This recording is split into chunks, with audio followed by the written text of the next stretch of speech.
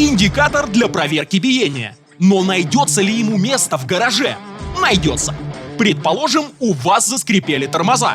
И одной из причин скрипа является кривизна тормозного диска. А чтобы это проверить, нам и пригодится индикатор. Крепим его с помощью чудо-магнита. Прислоняем иглу к зеркалу диска и начинаем вращать. Допустимое отклонение от 4 до 0,07 мм. У нас оно составило плюс-минус 0,04. Диск в порядке. Одной проблемой меньше. Подписывайтесь!